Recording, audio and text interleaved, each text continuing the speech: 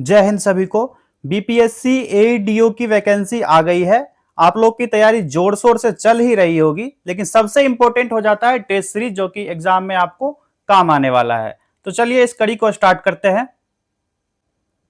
ADO का syllabus आप लोगों ने देख लिया होगा, जिसमें 3 पेपर है। ये हम जो टेस्ट सीरीज स्टार्ट कर रहे हैं, ये सामान्य अध्ययन के लिए जो दूसरा पेपर है, इसमें 100 प्रश्न पूछे जाएंगे। 2 घंटे की समय अवधि रहेगी और 100 नंबर के प्रश्न होंगे। पहला प्रश्न देखते हैं। पहला प्रश्न है, घ्राण तंत्र ओल्फैक्टरी हमारे शरीर के किस भाग में स्थित होता है? तो यह स्थित होता है कहां पर? नाक में स्थित होता है। और जो घ्राण तंत्र है, जिसे गंधग्राही भी कहा जाता है और नाक में मौजूद होता है, यह गंध अणुओं को बांधने में यह सक्षम होता है और एक प्रोटीन है। क्या है यह? ये एक प्रोटीन है। ओके। और गंध का पता लगाने के लिए यही जिम्मेवार होता है। और सक्रिय घ्राण ग्राही तंत्रिका जो आवेग को उत्तेजित करता है, जो मस्तिष्क को गंध से संबंध में जानकारी प्रसारित करने का भी काम ये करता है। ओके। अगला प्रश्न है, भारत का सबसे छोटा केंद्र शासित राज्य है, ये क्या है? लक्षद्वीप। कौन सा? Lakshadweep. Option 2 is the right answer. Bharat का सबसे छोटा केंद्र शासित प्रदेश है, जिसकी सतह का क्षेत्रफल कितना है? 32 किलोमीटर स्क्वायर, यानी 32 वर्ग किलोमीटर। अगला प्रश्न है, रानी नाइकी देवी, जिन्हें डैश को 1178 ईस्वी में हराने के लिए याद किया जाता है, यह क्या थी नाइकी देवी? तो यह जो है क्या हो जाएगा? किसको हराया था? मोहम्मद गोरी को। नाइकी देवी गोवा में जन्मी थी और गुजरात की रानी थी। कहां की? गुजरात की यह रानी थी नाइकी देवी। 1178 ईस्वी में मोहम्मद गोरी की आक्रमणकारी सेना को इन्होंने हराया था और उसको भगाने में मजबूर भी किया था। जो राजपूत चालुक्य थे, सोलंकी शासक अजय पाल, क्या नाम था उनका? अजय पाल, उनकी विधवा थी यह। और 1171 के आरंभ में 4 साल तक राज किया था इन्होंने। जब इनकी पति की मृत्यु हो गई, उसके बाद इनका बेटा था, उनका नाम था मूलराज द्वितीय। क्या नाम था? मूलराज सेकंड। ठीक है। और इन्होंने क्वीन रिजेंट के रूप में कार्य किया, प्रशासिका के रूप में काम करने का जिम्मा संभाला था। अगला प्रश्न देखिए, रऊफ डैश राज्य का एक लोक नृत्य है, इसका करेक्ट आंसर हो जाएगा ऑप्शन 4, जम्मू कश्मीर का यह नृत्य है। कौन सा? रऊफ। ओके। और इस लोक नृत्य में जो है रंगीन वेशभूषा, यानी कलरफुल ड्रेस जो है, वो महिलाएं 2 पंक्ति बनाती है और एक दूसरे के सामने खड़े होकर नृत्य करती है, जिसमें मुख्य रूप से पैर का इस्तेमाल किया जाता है और स्थानीय भाषा में इसे चकड़ी कहा जाता है। क्या कहा जाता है? इसे चकड़ी कहा जाता है वहां के लोकल लैंग्वेज में। अगला प्रश्न देखिए, नए ईमेल देखने के लिए डैश लिंक पर क्लिक करना होगा। करेक्ट आंसर हो जाएगा inbox. Option 3 is the correct answer. Inbox सभी आने वाले मेल के लिए डिफॉल्ट स्थान होता है, जब तक कि संदेश को, जो मैसेज है, किसी अन्य ईमेल पता फोल्डर पर प्रोग्राम जो अग्रेसित होता है, यानी फॉरवर्ड करने के लिए नियम स्थापित नहीं किया जाता है, तब तक के लिए इनबॉक्स सभी आने वाले मैसेज के लिए डिफॉल्ट प्लेस होता है। अगला प्रश्न है, तसोकुम सोमाई जो अच्छी फसल के लिए आशीर्वाद प्राप्त करने हेतु मनाया जाता है, किस राज्य से संबंधित है यह? यह संबंधित कहां से? नागालैंड से। ऑप्शन 4 इसका करेक्ट आंसर हो जाएगा। ठीक है। और यह जो है अक्टूबर में मनाया जाता है। कब? अक्टूबर में। कौन सा महीना? अक्टूबर महीने में मनाया जाता है। इस उत्सव में नृत्य होता है, गायन होता है, साफ सफाई का काम किया जाता है, सड़क की मरम्मत हो गई, जैसे बाहर खाना पकाते हैं लोग और खाने में शामिल भी होते हैं। इस त्योहार में ना लोग ईश्वर में अत्यधिक फसल प्राप्त करने के लिए आशीर्वाद मांगने का काम करते हैं। उसमें तसोकुम सोमाई। ठीक है। आकाश नीला क्यों दिखाई देता है? ये सब बचपन से पढ़ते आ रहे हैं आप लोग। इसका करेक्ट आंसर हो जाएगा, प्रकाश के प्रकीर्णन के कारण आकाश नीला दिखाई देता है। जैसे नीले रंग की तरंग दैर्घ्य सबसे छोटी होती है और लाल रंग की क्या होती है? सबसे लंबी होती है तरंग दैर्घ्य। और नीले रंग की रोशनी सबसे ज्यादा बिखरती है और लाल रंग की रोशनी कम बिखरने का काम करती है। तो आंख तक पहुंचने वाली बिखरी नीली रोशनी जो नीले आकाश का आभास कराने का काम करती है, इसलिए आकाश का रंग नीला दिखाई देता है। ओके। अगला क्वेश्चन है, स्प्रेडशीट में आधारभूत इकाई है, आधारभूत यूनिट कौन सा हो जाएगा? ये एक्सेल स्प्रेडशीट हो जाएगा। कौन सा? तो option 1 is the correct answer. जो एक्सेल स्प्रेडशीट की मूल इकाई एक सेल है। ठीक है। और प्रत्येक वर्कशीट हजारों आयत से बनी होती है, जिसे सेल कहा जाता है। किससे बना होता है? आयत से। इसको क्या कहा जाता है? सेल कहा जाता है। ओके, अगला प्रश्न है, महाराणा प्रताप जलाशय जो ब्यास नदी पर हिमाचल प्रदेश में स्थित है उसे डैश नाम से जाना जाता है? कौन सा नाम से जाना जाता है? इसको जाना जाता है Pong dam. Option 1 is the correct answer. और इसको पोंग डैम झील के नाम से भी जाना जाता है। जब 1975 ईस्वी में भारत में हिमाचल प्रदेश के कांगड़ा जिला, कौन सा जिला है? जिला का नाम है कांगड़ा। इस जिला में शिवालिक पहाड़ी के आर्द्र व्यास क्षेत्र में बनाया गया यह भूकंपरोधी बांध का है निर्माण है। और यह जलाशय रामसर कन्वेंशन द्वारा भारत में घोषित 27 अंतरराष्ट्रीय आर्द्रभूमि स्थल में से एक है। ठीक है, ये सब भी ध्यान रखिएगा, जो आर्द्रभूमि स्थल है ये सब पूछा जाता है। रामसर कन्वेंशन के बारे में आप लोग पढ़ लीजिएगा। नेक्स्ट क्वेश्चन है, प्रकाश के वर्ण क्रम जो स्पेक्ट्रम है इसके द्वारा व्याख्यायित किया गया है। क्या व्याख्यायित किया गया, किसके द्वारा? तो इसका करेक्ट आंसर हो जाएगा आइजैक न्यूटन के द्वारा 17वीं शताब्दी में, 17th सेंचुरी में इसको विस्तार में व्याख्या किया गया था, जिसमें कि प्रिज्म श्वेत प्रकाश को अलग और एकत्र करने का काम करती है। और अपने पुस्तक ऑप्टिकस में, किसमें? ऑप्टिकस, इसमें जो है एक घटना का वर्णन किया गया। यह प्रकाशिकी में अपने प्रयोग का वर्णन करने के लिए 1671 ईस्वी में स्पेक्ट्रम शब्द का प्रयोग करने वाले पहले व्यक्ति थे। कौन सा शब्द? जो ये शब्द है यहां पर देख सकते हैं आप लोग, ये स्पेक्ट्रम शब्द है, सबसे पहले न्यूटन के द्वारा यूज किया गया था। नेक्स्ट क्वेश्चन है, संविधान के अनुच्छेद डैश के अनुसार उच्च न्यायालय के न्यायाधीश की नियुक्ति राष्ट्रपति द्वारा भारत के मुख्य न्यायाधीश और राज्य के राज्यपाल की सलाह से की जाती है। तो ये हो जाएगा अनुच्छेद 217 के अधीन। ठीक है, और राज्यपाल और अन्य न्यायाधीश की नियुक्ति के मामले में राष्ट्रपति के परामर्श से इसको नियुक्त करने का काम किया जाता है। नेक्स्ट क्वेश्चन है, एपीकल्चर डैश पर शोध का एक वैज्ञानिक विधि है जिसमें विशेष रूप से एक लकड़ी का बॉक्स बना होता है। इसका करेक्ट आंसर क्या हो जाएगा? मधुमक्खी पालन। ठीक है, मधुमक्खी से शहद निकालने का काम होता है और उसे संरक्षित रखने का अध्ययन ही एपीकल्चर कहलाता है। और एक मधुमक्खी पालक जो है जिसको एपियरिस्ट कहा जाता है, क्या कहा जाता है? यहां लिख देते हैं, एपियरिस्ट कहा जाता है। उनको शहद और अन्य उत्पाद को छत्ता इकट्ठा करने के लिए कार्य करता है जो परागन वाले पौधों से उत्पन्न होता है। और वह स्थान जहां मधुमक्खियों को रखा जाता है उसको क्या कहा जाता है? मधुमक्खी यार्ड। क्या कहा जाता है? मधुमक्खी यार्ड कहा जाता है। समझ गए आप लोग? अगले प्रश्न की तरफ बढ़ते हैं। वर्षा की बूंदें समतल सतह पर गिरती है तो क्यों फैल जाती है? इसका क्या रीजन है? तो क्योंकि कण के पृष्ठ तनाव के कारण यह फैलने का काम करती है। और पानी की बूंद में पृष्ठ तनाव के कारण इसकी गोलाकार संरचना होती है। और यह पृष्ठ तनाव तरल या द्रव का एक गुणधर्म है जिसके आधार पर बाकी मुक्त सतह पर यह लोचदार त्वचा जो होती है एक फैली हुई रबड़ झिल्ली के रूप में कार्य करती है जो अणुओं को एक साथ चिपकाने का काम करता है। और इसका कारण जो है कमजोर हाइड्रोजन बॉन्ड है। क्या इसका कारण? कमजोर हाइड्रोजन बॉन्ड है जो अणुओं को, जो पानी के अणु को है इसके बीच में अवस्थित करने का कार्य करती है। नेक्स्ट क्वेश्चन है, CMOS के लिए डैश के लिए आता है। किसके लिए आता है CMOS? तो CMOS का अर्थ होता है कॉम्प्लीमेंट्री मेटल ऑक्साइड सेमीकंडक्टर। इसका करेक्ट आंसर कौन सा हो जाएगा? Option 4 is the correct answer. यह सतह की एक तरह की तकनीक है जिसका उपयोग स्टार्टअप डेटा को आरक्षित करने और एकीकृत सर्किट बोर्ड की योजना बनाने के लिए किया जाता है। ओके, अगला प्रश्न है, निम्नलिखित में से किस राज्य की सीमा बांग्लादेश से नहीं लगती है? तो इसका वेरी इजी आंसर हो जाएगा ऑप्शन 2, मणिपुर की सीमा बांग्लादेश से नहीं लगती है। अभी बता देते हैं आपको, पूर्वोत्तर राज्य मणिपुर की सीमा जो है भारतीय राज्य नागालैंड को इसके उत्तर से, मिजोरम को दक्षिण से, असम को पश्चिम से और पूर्व में म्यांमार के साथ एक अंतरराष्ट्रीय सीमा साझा करती है। कौन सा? मणिपुर। मान लीजिए ये मणिपुर है, ठीक है, मणिपुर, इसके उत्तर में क्या हो जाएगा? नागालैंड, और इसके दक्षिण में क्या हो जाएगा? मिजोरम, MJ, ठीक है। इसके पूर्व की बात की जाए तो पूर्व में क्या हो जाएगा?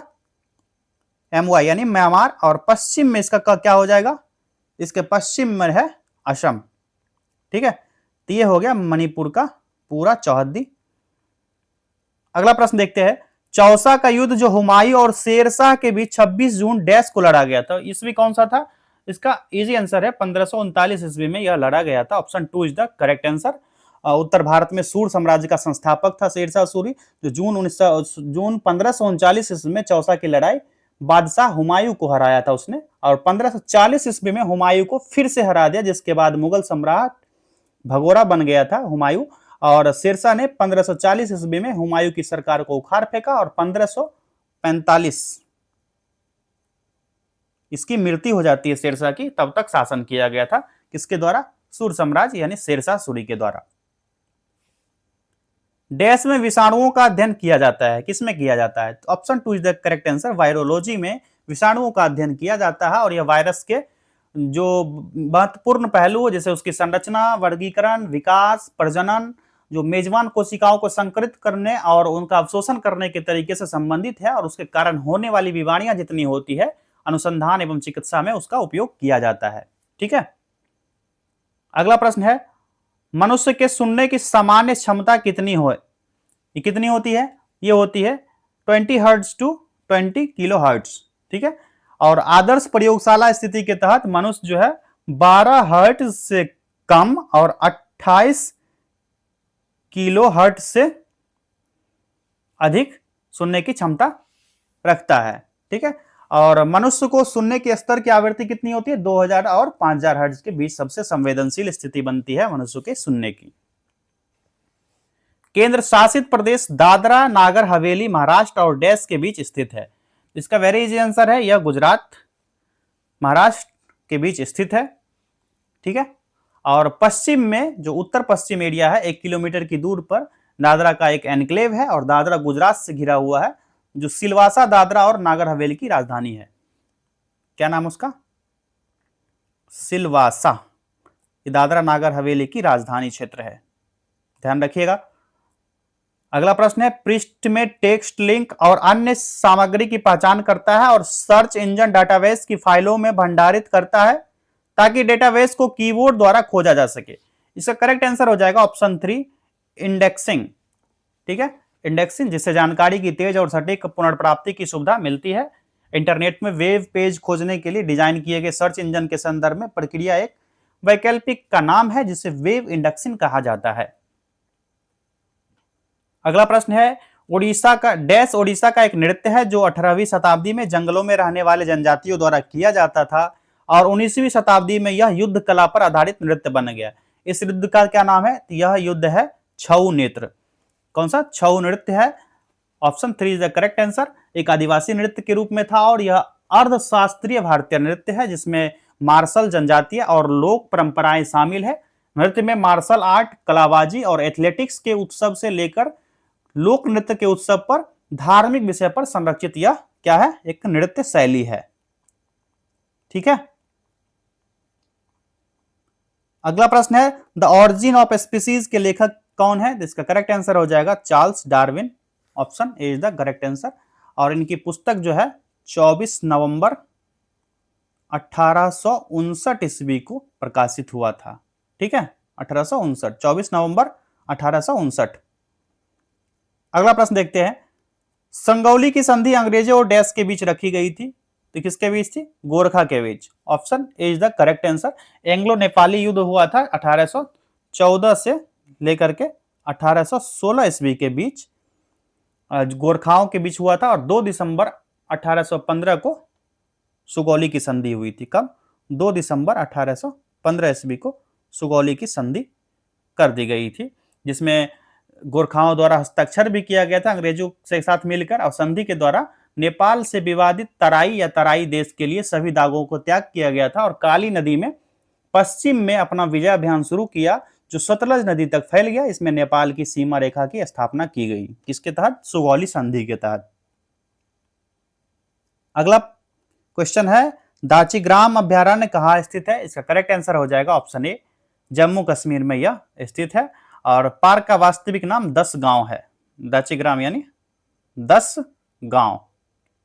ठीक है, नेक्स्ट क्वेश्चन देखते हैं, किस अधिनियम के तहत भारत सरकार के telecom regulatory authority of India यानी टराई TRAI इसकी स्थापना की गई? इसका करेक्ट आंसर क्या हो जाएगा? Telecom regulatory authority of India act 1997 के तहत इसकी स्थापना की गई, जिसमें धारा 3 के तहत यह कार्यरत है और भारत में दूरसंचार क्षेत्र का यह नियामक है। नेक्स्ट क्वेश्चन देखिए, वर्गीकरण में 5 प्रजातियों की संकल्पना किसने की थी? यह किया गया था किसके द्वारा? रॉबर्ट विटेकर के द्वारा। ऑप्शन 4 राइट आंसर हो गया 1969 ईस्वी में प्रजातियों को 5 किंगडम वर्गीकरण का प्रस्ताव दिया गया था, जिसमें मोनेरा हो गया, प्रोटिस्टा, फंजाई, प्लांटेई और एनामेलिया, ये सब आप लोगों ने पढ़ा होगा। उनके द्वारा उपयोग किए जाने वाले वर्गीकरण के मुख्य मानदंड में सेल संरचना हो गया, थैलस संगठन, पोषण का तरीका, प्रजनन और फाइलोजेनेटिक संबंध शामिल इसमें किया गया था। ओके, नेक्स्ट क्वेश्चन देखते हैं, स्वामी दयानंद सरस्वती का मूल नाम क्या था? इसका वेरी इजी आंसर है मूल Shankar. Option 2 is the correct answer. उनका धनु राशि था और मूल नक्षत्र में जन्म हुआ था। उनका जन्म कब हुआ था? 12 फरवरी 1824 ईस्वी को हुआ था। फागुन महीने के दिन चांद निकलने के 10वें दिन हुआ था। और उनके पिताजी का नाम क्या था? कार्सन जी लाला जी। क्या नाम था? कार्सन जी लाला जी। यहां लिख देते हैं,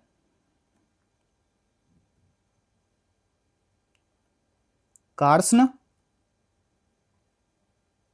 जी लाला जी। ठीक है, इनके पिताजी का नाम था। और मां का नाम क्या था? अमृतबाई। ठीक,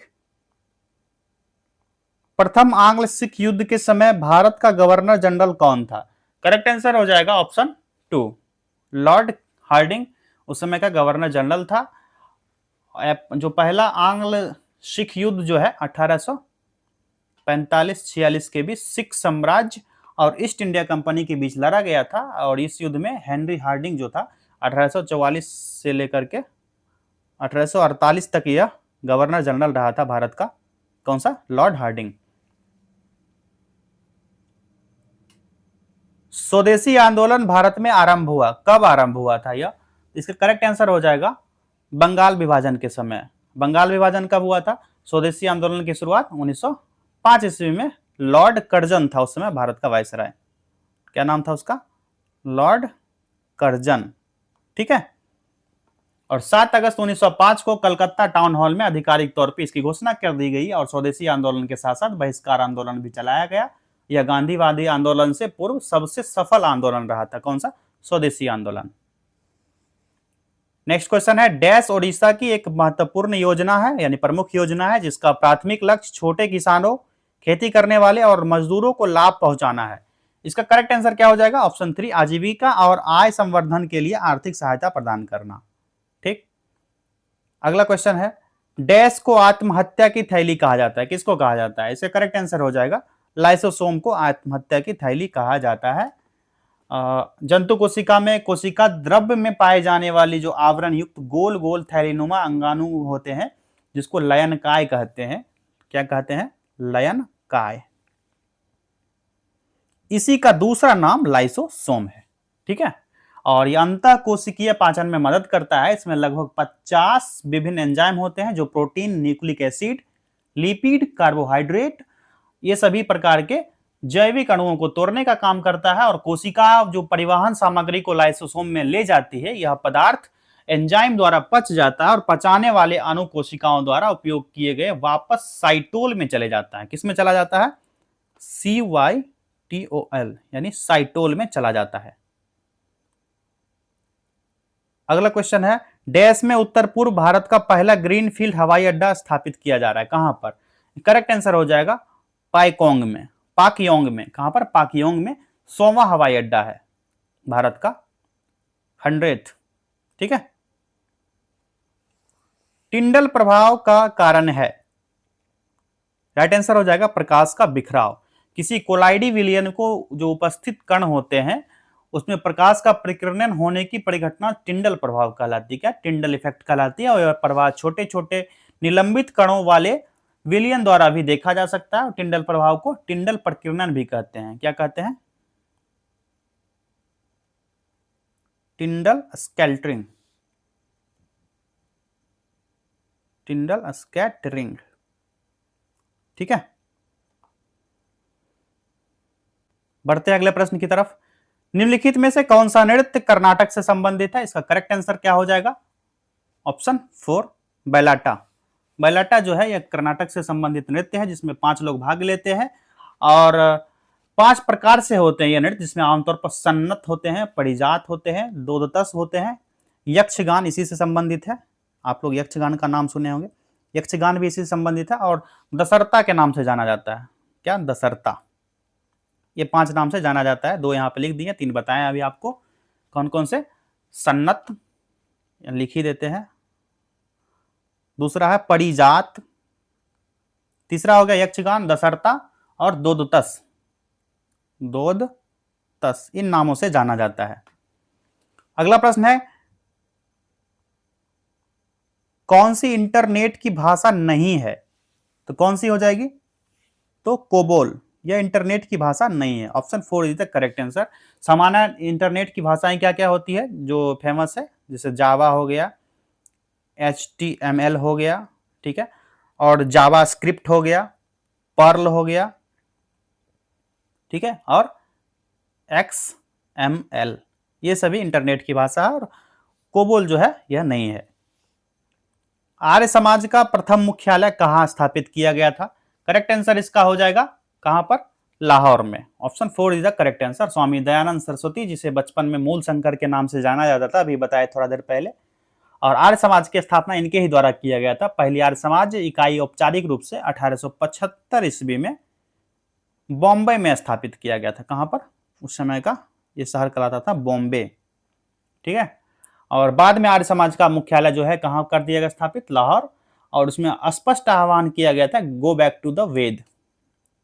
इसमें लिखा गया था, go back to the Vedas, go back to Veda, यानी वेदों की ओर लौटो। खिलजी साम्राज्य की स्थापना जलालुद्दीन फिरोज खिलजी द्वारा कब की गई थी? उसने भारत के एक बड़े हिस्से पर कब तक शासन किया था? इसका करेक्ट आंसर हो जाएगा ऑप्शन 3, 1290 से लेकर के 1320 ईस्वी तक इसने शासन किया था, और दिल्ली सल्तनत काल के रूप में इसको जाना जाता है। 300 वर्ष की इस अवधि के दौरान 5 राजवंश दिल्ली शासन के रूप में काम किया था। कौन कौन सा वंश था? आप लोग कमेंट कीजिएगा। अभी ऐसे आपको बता देते हैं। 4 वंश का नाम मैं बताऊंगा, 5वां वंश आप लोग कमेंट कर दीजिएगा फटाक से, ठीक है। एक तो गुलाम वंश जो 1206 ईस्वी से लेकर के 1290 तक शासन किया था। दूसरा वंश था खिलजी वंश, 1290 से 1320 ईस्वी तक शासन किया था। तीसरा वंश था तुगलक वंश जो 1320 से लेकर 1413 ईस्वी तक शासन किया था। और चौथा है सैयद वंश जो 1414 से लेकर के 1451 तक शासन किया था। 5वां आपको कमेंट करना है, लेकिन आपको यह कमेंट करना है कि 1451 से लेकर के 1526 ईस्वी तक शासन किया था, यह वंश कौन था? खिलजी साम्राज्य, ठीक है। दिल्ली सल्तनत का यह कौन सा वंश था जो 1451 से 1526 ईस्वी तक शासन किया था? जैनिक सीनर ने लंदन के ऑल इंग्लैंड क्लब में अपना डैश विंबलडन 2025 खिताब जीता था। करेक्ट आंसर क्या हो जाएगा इसका? पहला खिताब जीता था, और गत चैंपियन कार्लोस अल्कराज जो थे उसको हराने का काम किया था। 148 साल के इतिहास में जीतने वाले पहले इतालवी पुरुष बन गए थे। कौन सा? इतालवी पुरुष, ठीक है। मध्य प्रदेश के खजुराहो में स्थित ऐतिहासिक स्मारक डैश वंश का सूचक है। इसका करेक्ट आंसर हो जाएगा ऑप्शन 3, चंदेल वंश का सूचक है। और चंदेल वंश के राजपूत शासक द्वारा बनवाया गया था, जिसमें 10वीं से लेकर के 13वीं शताब्दी तक मध्य भारत पर शासन किया गया था। और मंदिरों को 100 वर्षों की अवधि में बनाया गया, और यह माना जाता है कि प्रत्येक चंदेल वंश के शासक ने अपने जीवन काल में कम से कम एक मंदिर का संचालन किया था। और मंदिर अपनी नागर शैली की स्थापत्य प्रतीक और उनकी कामुक मूर्तियों के लिए प्रसिद्ध है। कौन सी शैली? नागर शैली, ठीक है। विटामिन B1 के कमी के कारण होने वाली बीमारी कौन सी है? इसका वेरी इजी आंसर है option B, beriberi. Vitamin B की कमी से होती है, लेकिन विटामिन B1 की कमी से होती है बेरी बेरी, ये ध्यान रखिएगा आप लोग। जिसमें थायमिन की कमी हो जाती है। किसकी? थायमिन की कमी से यह रोग उत्पन्न होता है। और रोग 2 प्रकार के होते हैं, एक होता है गीला बेरी बेरी और सूखा बेरी बेरी। गीली बेरी बेरी रोग जो है ना, कार्डियोवास्कुलर सिस्टम को प्रभावित करता है, जिसके परिणाम स्वरूप जो हृदय है उसकी गति तेज हो जाती है। सांस लेने में तकलीफ होती है और पैर में सूजन आने का काम होता है। और सूखी बेरी जो है यह तंत्रिका तंत्र को प्रभावित करता है, जिसके परिणाम स्वरूप हाथ और पैर सुन्न हो जाते हैं और भ्रम, पैरों को हिलाने में परेशानी और दर्द होता है। यह लगता है कि भ्रम है, लगता है पैर हिलते रहता है या फिर ऐसे दर्द हो रहा है, ऐसा भ्रम व्यक्ति के अंदर हो जाता है, जो कि सुन्न हो जाता है तो कुछ पता ही नहीं चल पाता है। रेड टेप अर्थव्यवस्था में संदर्भित करता है। करेक्ट आंसर हो जाएगा इसका ऑप्शन 3। औपचारिक नियमों के अनुरूप कठोर जोखिम का काम करता है रेड टेप, और कठोर अनुरूपता के लिए यह एक व्युत्पन्न शब्द है जिसे निरर्थक एक नौकरशाही के रूप में बाधा माना जाता है या कार्रवाई या निर्णय लेने के लिए रोकने का काम करता है। यह आमतौर पर सरकार के लिए लागू किया जाता है, लेकिन निगमों जैसे अन्य संगठन पर भी यह लागू होता है। किस पर? निगम। इन शब्दों पर भी यह शब्द लागू होता है। डैश में स्थित महाबोधि मंदिर बौद्ध धर्मावलंबियों का पवित्र स्थान है। कहाँ का है यह? तो यह महाबोधि मंदिर जो है बिहार का है। कहाँ का? बिहार का एक प्राचीन स्थान है जहाँ भगवान बुद्ध के बारे में कहा जाता है कि उन्हें बोध गया, जो गया जिला में स्थित है, जिसका नाम गया से बदलकर अब गया जी कर दिया गया है। ठीक है, गया का नाम अब गया नहीं रहा, गया जी कर दिया गया है। जहां वो भगवान बुद्ध के बारे में बताया गया है, क्योंकि वहां पर ज्ञान प्राप्त हुआ था भगवान बुद्ध को। पहला मंदिर सम्राट अशोक द्वारा 3री शताब्दी ईस्वी में, 3rd सेंचुरी में बनाया गया था। और वर्तमान मंदिर जो 5वीं या 6ठी शताब्दी का है, यह सबसे प्राचीन बौद्ध मंदिर में से एक है जो पूरी तरह से ईंट से बना हुआ है। यह कहां पर है? बिहार में, बिहार के बोध गया जी में। भारत की पहली महिला पर्वतारोही डैश जिसने कांगसुंग की ओर से एवरेस्ट पर्वत पर चढ़ाई की थी।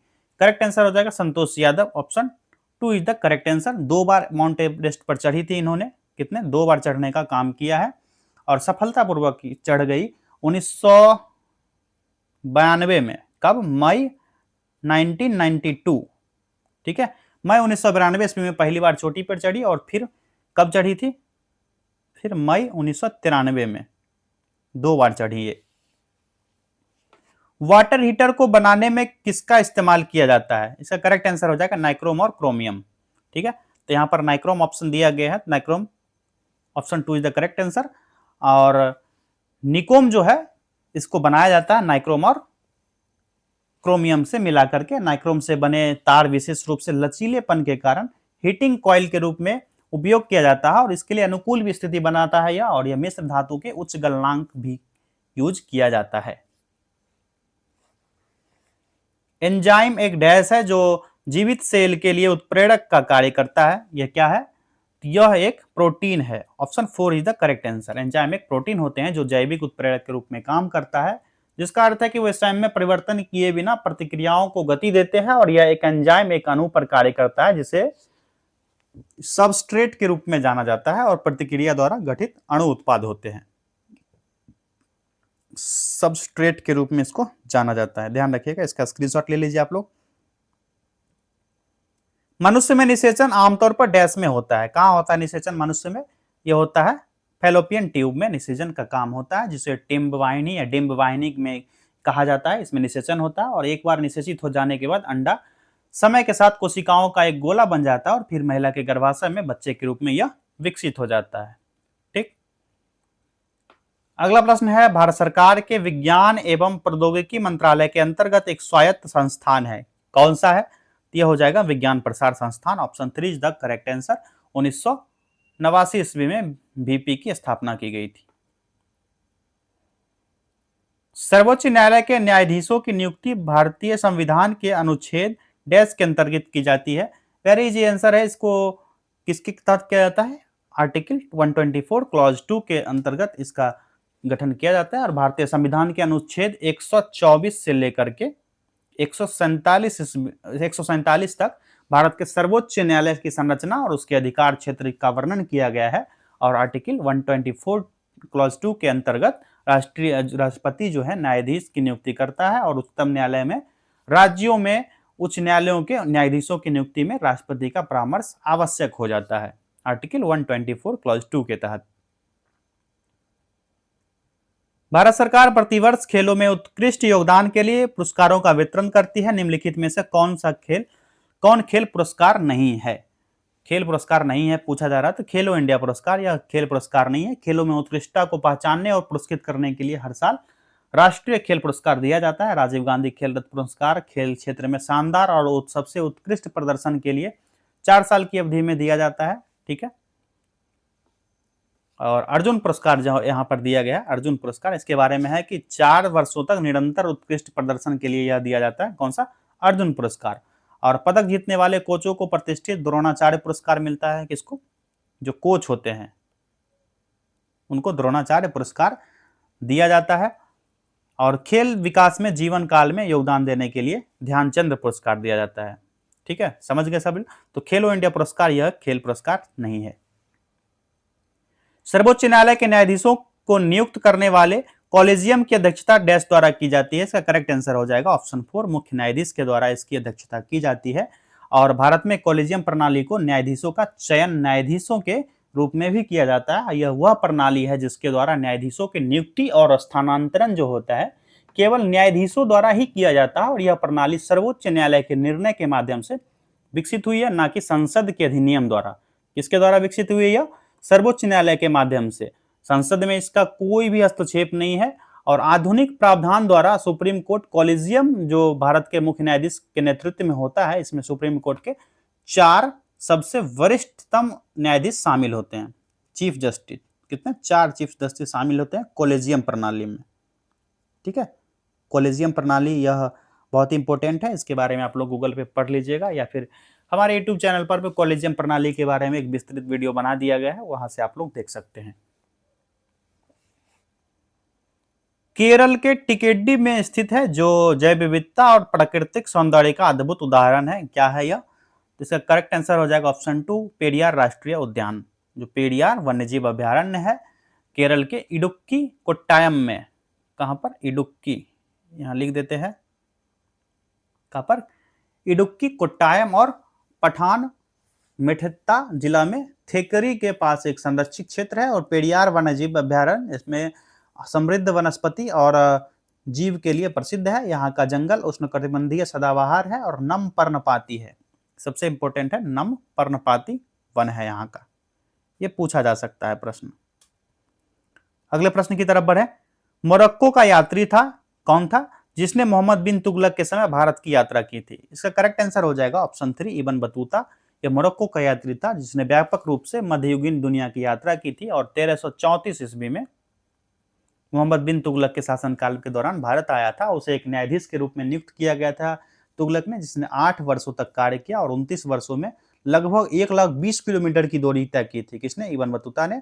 और उसकी यात्रा का लेखा जोखा जो रिहाला में प्रस्तुत किया गया, उनका बुक है रिहाला, जो उनकी यात्रा का वर्णन है। किसका? इब्न बतूता के यात्रा का वर्णन है। बुक का नाम है रिहाला। ध्यान रखिएगा आप लोग।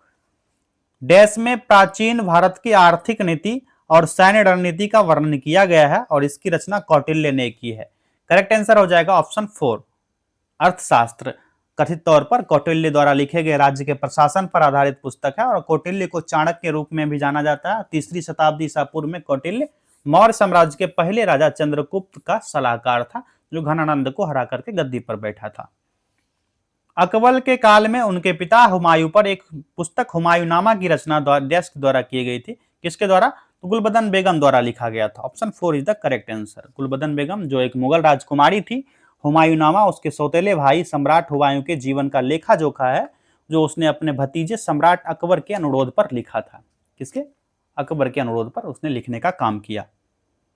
अगला प्रश्न है, जीत के प्रतीक के रूप में डैश के फतेहपुर सीकरी में मुगल काल में एक दरवाजा प्रतीक के रूप में बनवाया गया था। करेक्ट आंसर हो जाएगा कहां पर? आगरा में बनवाया गया था। उत्तर प्रदेश के फतेहपुर सीकरी की स्थापना जो है 1571 ईस्वी में मुगल साम्राज्य की राजधानी के रूप में सम्राट अकबर के द्वारा किया गया था। किसके द्वारा? अकबर के द्वारा फतेहपुर सीकरी शहर का निर्माण किया गया था 1571 ईस्वी में। और 1573 में अकबर ने गुजरात का अभियान के विजय के उपलक्ष्य में यह बनाया था, विजयनगर। कौन सा? फतेहपुर सीकरी को विजयनगर के नाम से जाना जाता है। किस रक्त समूह का व्यक्ति सर्वग्राही होता है? करेक्ट आंसर कौन सा हो जाएगा? AB। Option 4 is the correct answer.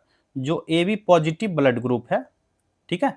A B positive इसको सार्वभौमिक प्राप्तकर्ता माना जाता है, जिसमें यूनिवर्सल रिसीवर भी कहा जाता है, क्योंकि इसमें ए बी ओ रक्त समूह और आर एच रक्त समूह दोनों में पाए जाने वाले सभी संभावित एंटीजन मौजूद होते हैं। और एबीओ ब्लड ग्रुप जो है उसको एंटीजन ए और बी होते हैं, और जबकि ओ ब्लड ग्रुप होता है जिसका सीधा मतलब है कि एबीओ एंटीजन मौजूद नहीं है।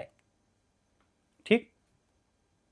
डैश मानव शरीर के सभी गतिविधियों को नियंत्रित करता है, तो इसका करेक्ट आंसर हो जाएगा तंत्रिका तंत्र, option 2 is the correct answer. ठीक है, क्योंकि तंत्रिका तंत्र में मस्तिष्क, रीढ़ की हड्डी, संवेदन अंग, जो संवेदी अंग है, और सभी तंत्रिकाएं शामिल होती है, जो इन अंगों को शरीर के बाकी हिस्सों से जोड़ती है। और तंत्रिका तंत्र दो अंग प्रणालियों में एक है, जो शरीर के भीतर आंतरिक व्यवस्था को बनाए रखने का काम करता है।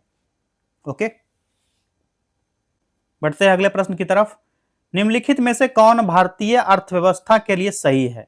इसका करेक्ट आंसर क्या हो जाएगा? मिश्रित अर्थव्यवस्था भारतीय अर्थव्यवस्था के लिए सबसे सही आर्थिक प्रणाली है। और इसका वर्णन करने के लिए किया जाता है, जैसे कि भारत में पाया जाता है, जो पूंजीवाद और समाजवाद के बीच समझौता करना चाहता है और अर्थव्यवस्था के इस तरह के रूप में उत्पादन और खपत दोनों को व्यवस्थित करने में सरकारी नियंत्रण के तत्वों को बाजार के तत्वों के साथ जोड़ा जाता है। कौन सा? पूंजीवाद और समाजवाद। ठीक है, पूंजीवाद और समाजवाद। अगला प्रश्न है, मेगास्थनीज जो एक ग्रीक इतिहासकार था, उसने डैश काल में चौथी शताब्दी में भारत की यात्रा की थी। कब किया था? किसने किया था? मेगास्थनीज ने। ठीक है, एक यूनानी इतिहासकार था जो चंद्रगुप्त मौर्य के शासनकाल में, जो चौथी शताब्दी ईसा पूर्व में सेल्यूकस निकेटर के प्रतिनिधि या राजदूत के रूप में भारत आया था, और लगभग 5 वर्ष यानी 302 ईस्वी से ईसा पूर्व से 298 ईसा पूर्व तक यह भारत में रहा था। ठीक है,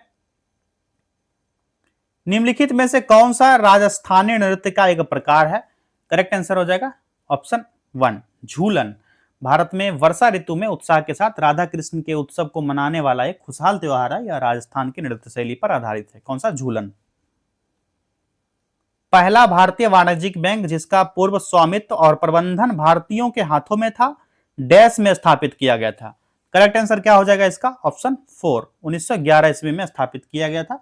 सेंट्रल बैंक ऑफ इंडिया पहला वाणिज्यिक बैंक था जिसका पूर्ण स्वामित्व और प्रबंधन भारतीयों के पास था। ठीक। 2025 में भारत का सामाजिक सुरक्षा कवरेज क्या है?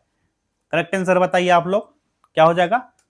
इसका राइट आंसर हो जाएगा 64.3%। इनमें से कौन भू संसाधनों के उत्पादक और उपभोक्ता है? कौन हो जाएंगे? इसका करेक्ट आंसर हो जाएगा ऑप्शन 3 मानव। मानव जो है भूमि संसाधन के उत्पादक और उपभोक्ता दोनों हो। एक और मनुष्य भोजन और अन्य जरूरत के लिए पौधों पर निर्भर रहता है, वहीं मनुष्य कृषि का सहारा लेकर के अपने दम पर भोजन उत्पादन करने में सक्षम होते हैं, और मनुष्य पृथ्वी का उपलब्ध संसाधन के उत्पादन और उपभोग दोनों में शामिल होने का काम करते हैं। चेंजिंग इंडिया, जो चेंजिंग इंडिया पुस्तक है, किसके द्वारा लिखा गया है? करेक्ट आंसर का बताइए आप लोग। राइट आंसर हो जाएगा मनमोहन सिंह के द्वारा यह पुस्तक लिखा गया। 5 खंडों में प्रकाशित यह पुस्तक मनमोहन सिंह को एक अकादमिक रूप में, एक नीति निर्माता के रूप में और एक राजनेता के रूप में उनके जीवन और कार्य का वर्णन किया गया है इस बुक में, जिनका भारत और इसकी अर्थव्यवस्था पर गहरा प्रभाव पड़ा है। आप लोगों को पता होगा कि मनमोहन सिंह, डॉक्टर मनमोहन सिंह जो पूर्व प्रधानमंत्री भी थे, उनका देहांत हो गया हाल ही में, और यह एक इकोनॉमिस्ट भी रहे थे। और पुस्तक में जो ये पुस्तक है 1950 से लेकर के 2000, फिर 2004 से लेकर के 2014 तक जब वे प्रधानमंत्री रहे थे, उनके चुने हुए भाषण, लेख और साक्षात्कार को इसमें प्रस्तुत किया गया है। ठीक है, एक समय ऐसा भी था जब भारत की अर्थव्यवस्था डूब रही थी, तब इन्होंने बहुत ही सहयोग किया था भारतीय अर्थव्यवस्था को बचाने में। वो योगदान इनका भूला नहीं जा सकता है। नेक्स्ट क्वेश्चन है, चंपानेर पावागढ़ पुरातात्विक उद्यान किस राज्य में स्थित है? इसका करेक्ट आंसर क्या हो जाएगा? ऑप्शन 4 गुजरात में यह स्थित है। एक विश्व धरोहर स्थल है जो पंचमहल जिला में स्थित है। कहां पर? गुजरात के पंचमहल जिला में स्थित है। जुलाई 2025 को किस देश ने संयुक्त राष्ट्र सुरक्षा परिषद की अध्यक्षता ग्रहण की? करेक्ट आंसर बताइए आप लोग फटाक से। करेक्ट आंसर क्या हो जाएगा? ऑप्शन 2 पाकिस्तान। 1 जुलाई 2025 को संयुक्त राष्ट्र परिषद की अध्यक्षता संभाली किसने? पाकिस्तान ने, और यह कार्यकाल जुलाई महीने तक चलेगा। जो यह अध्यक्षता है परिषद के अस्थायी सदस्य के रूप में पाकिस्तान के वर्तमान 2 वर्षीय कार्यकाल का हिस्सा है, और यह कार्यकाल जनवरी 2025 में शुरू हुआ था। जैन 2025 में। प्रयाग प्रशस्ति में संकलित की गई है, क्या संकलित की गई थी? तो इसमें संकलित किया गया था ऑप्शन 3 संस्कृत।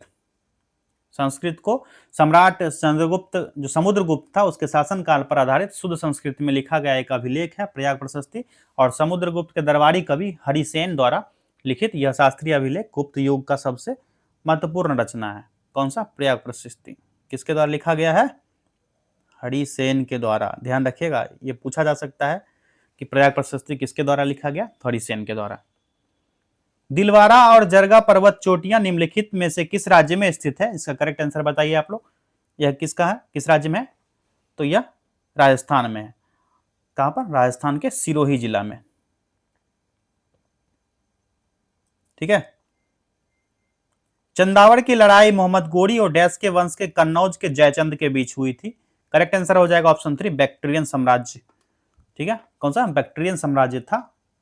और 1193 ईस्वी में मोहम्मद गोरी और कन्नौज के जयचंद के बीच लड़ा गया था। यह आगरा के निकट यमुना नदी पर चंदावड़ जो फिरोजाबाद के निकट है। कहां पर? फिरोजाबाद, FZ।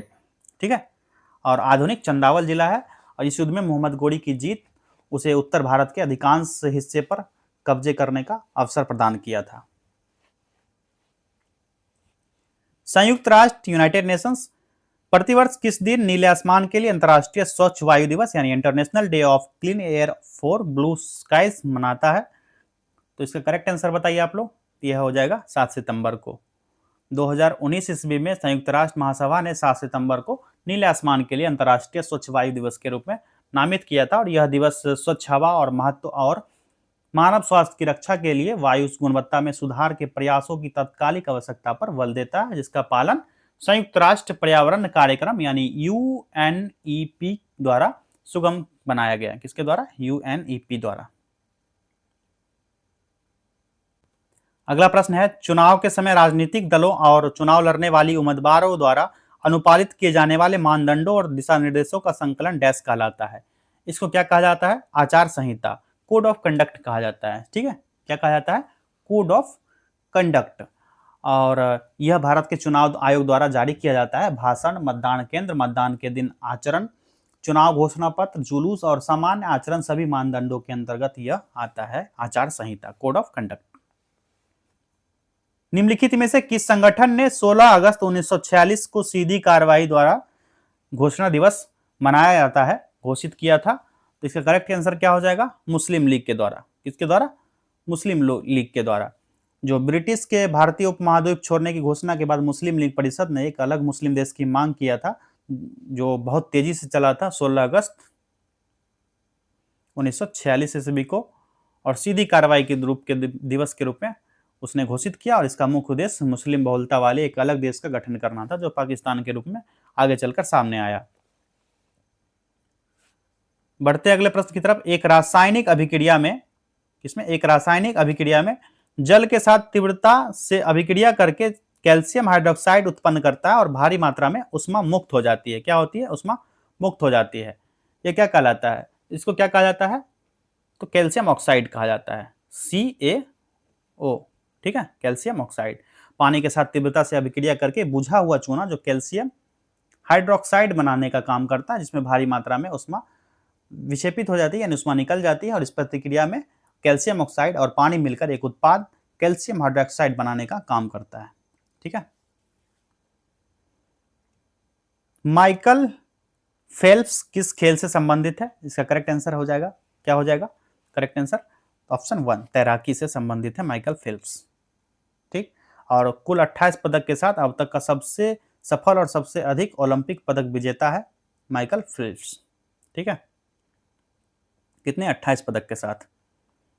एशियाई अवसंरचना निवेश बैंक यानी AIIB के अगले अध्यक्ष के रूप में किसे नियुक्त किया जाना है? किसने चुना गया? तो इसका करेक्ट आंसर हो जाएगा ऑप्शन 2 झोउ जियाई को चुना गया है। चीन के पूर्व वित्त मंत्री जो उप वित्त मंत्री था झोउ जियाई, इसको एशियाई अवसंरचना निवेश बैंक का अगला अध्यक्ष नियुक्त किया गया और 5 साल का कार्यवाही जनवरी 2026 में शुरू होने वाला है उसका। कब शुरू होगा? जैन 2026 में। ओके, बढ़ते हैं अगले प्रश्न की तरफ। भारत सरकार ने केंद्रीय ग्रामीण स्वच्छता कार्यक्रम यानी सीआरएसपी का शुभारंभ किस वर्ष किया? इसका करेक्ट आंसर क्या हो जाएगा? ऑप्शन 4, 1986 में इसकी शुरुआत की गई थी। मुख्य रूप से ग्रामीण जीवन जो है उसकी गुणवत्ता में सुधार लाने के लिए महिलाओं को गोपनीयता और सम्मान प्रदान करने के उद्देश्य से यह कार्यक्रम शुरू किया गया था। ग्रामीण स्वच्छता का भारत का पहला राष्ट्रव्यापी कार्यक्रम था। किसका? ग्रामीण स्वच्छता। ठीक, अगला प्रश्न देखते हैं। 712 ईस्वी में भारत पर हुए अगर अरब आक्रमण का नेतृत्व डैश ने किया था? इसका करेक्ट आंसर आप लोग बताइए। Option 2 is the correct answer, Mohammed bin Qasim के द्वारा 712 ईस्वी में उमैयद खलीफा, क्या नाम था? उमैयद खलीफा के सेनापति मोहम्मद बिन कासिम ने सिंध प्रांत पर हमला किया और उसे जीत लिया था, और यह भारत में पहला अरब आक्रमण माना जाता है। यह ध्यान रखिएगा, उमैयद खलीफा का सेनापति था मोहम्मद बिन कासिम। प्रधानमंत्री नरेंद्र मोदी को नामीबिया के राष्ट्रीय नागरिक पुरस्कार से सम्मानित किया गया। यह प्रधानमंत्री मोदी द्वारा प्राप्त किया गया डैश अंतर्राष्ट्रीय सम्मान पुरस्कार है। तो कौन सा था पुरस्कार था? यह था 27वां। Option A is the correct answer. 1947 में स्वतंत्र भारत के प्रथम कैबिनेट में शिक्षा विभाग का प्रभार किसके पास था? इसका करेक्ट आंसर क्या हो जाएगा? मौलाना अब्दुल कलाम आजाद के द्वारा। किसके पास? मौलाना अबुल कलाम आजाद के पास था। 1947 यानी 15 अगस्त 1947 से लेकर के 2 फरवरी 1958 तक स्वतंत्र भारत के पहले शिक्षा मंत्री के रूप में इन्होंने काम किया था, और भारत के पहले शिक्षा मंत्री के रूप में होने के कारण उन्होंने ग्रामीण गरीबी और लड़कियों को शिक्षा देने पर जोर दिया था। उनके नेतृत्व में शिक्षा मंत्रालय ने 1951 ईस्वी में भारतीय प्रौद्योगिकी संस्थान और 1953 ईस्वी में विश्वविद्यालय अनुदान आयोग यानी यूजीसी की स्थापना की थी। ठीक, अगले प्रश्न की तरफ बढ़ते हैं। भारतीय संविधान के किस अनुच्छेद में उच्चतम न्यायालय को याचिकाएं यानी रिट्स जारी करने की शक्ति प्रदान की गई है? इसका करेक्ट आंसर क्या हो जाएगा? ऑप्शन 3, अनुच्छेद 32 के तहत। किसमें? अनुच्छेद 32 में संवैधानिक उपचार के अधिकार के संबंधित है यह, और संविधान के भाग 3 में प्रदत्त अधिकार के परिवर्तन के लिए उपयुक्त कार्रवाई जो है सर्वोच्च न्यायालय के अधिकार की पुष्टि करता है। इसमें कहा गया है कि सर्वोच्च न्यायालय को इस भाग द्वारा प्रदत्त किसी भी अधिकार के परिवर्तन के लिए निर्देश या आदेश जारी करने का या रिट जारी करने की शक्ति दी गई है। ठीक है,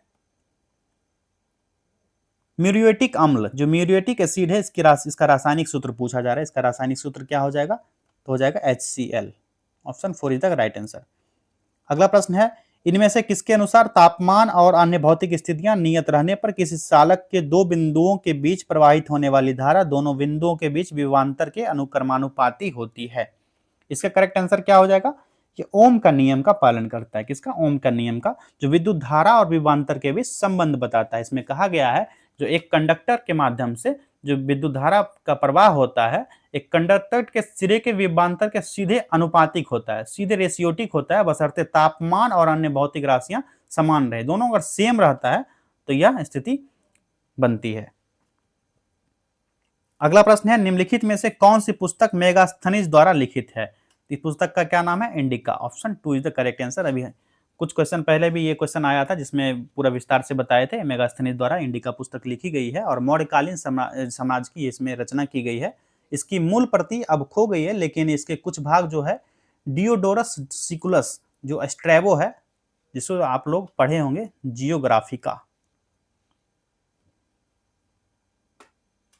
जियोग्राफिका और प्लिनी एरियन जो इंडिका द्वारा ग्रीक और लैटिन भाषा में लिखी गई है वह अभी उपलब्ध है। ठीक है, ये इसके किसके द्वारा लिखा गया है? यह जियोग्राफिका स्ट्रैबो के द्वारा।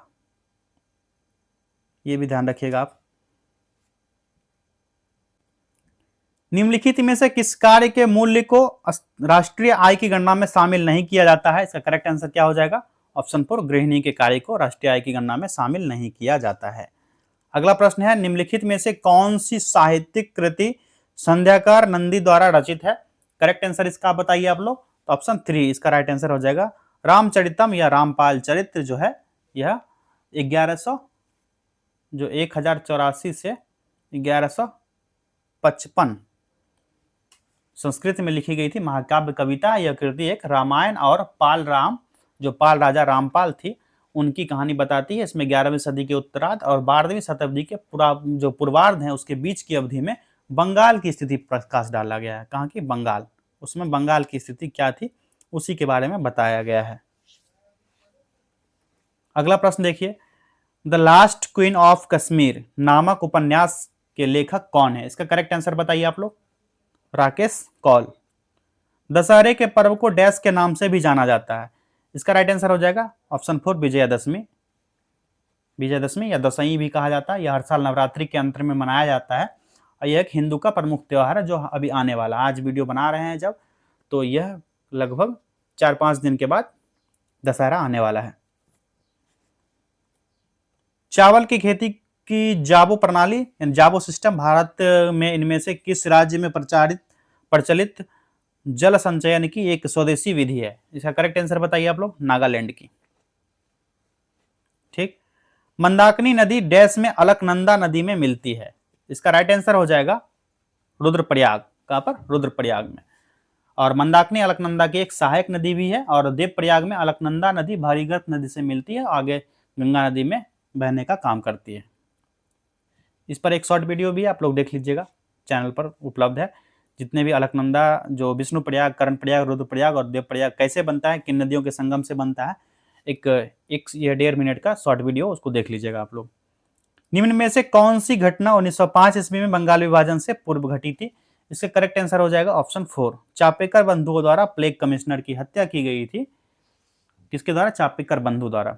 कब? 22 जून 1897 ईस्वी को दामोदर बंधु जो हरि चापेकर और बालकृष्ण हरि चापेकर, इन्होंने महाराष्ट्र में पुणे में ब्रिटिश अधिकारी W.C. रैंड और उनके सैन्य अनुरक्षण लेफ्टिनेंट आर्यस्ट की हत्या कर दी थी और पुणे की जनता रैंड द्वारा नियुक्त अधिकारियों और सैनिकों की बर्बरता से निराश थी और 1857 के विद्रोह के बाद भारत में उग्रवादी राष्ट्रवाद का यह पहला मामला था।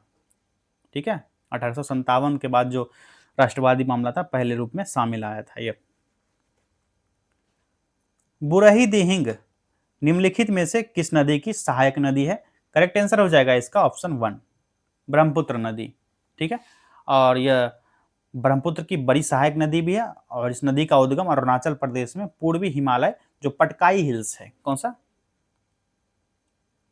पटकाई हिल्स। ठीक, समुद्र तल से लगभग 2375 मीटर इसकी हाइट है, पटकाई हिल्स की। जब किसी कार्य में आवश्यकता से अधिक लोग लगे होते हैं तो इसे किस नाम से जाना जाता है? इसका करेक्ट आंसर हो जाएगा प्रच्छन्न बेरोजगारी। क्या?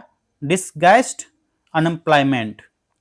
प्रच्छन्न बेरोजगारी के नाम से जाना जाता है, यानी छुपी हुई बेरोजगारी। यह वह स्थिति होती है जब एक श्रमिक काम तो कर रहा होता है लेकिन उनकी क्षमता का पूरा प्रयोग नहीं हो पाता। ऐसी स्थिति में एक श्रमिक किसी खास काम में इसलिए लगा रहता है क्योंकि उसके पास उससे बेहतर करने के लिए कुछ नहीं होता है। इस प्रकार की बेरोजगारी में कुछ लोग जिनकी उत्पादकता होती है 0 हो जाती है, कितने?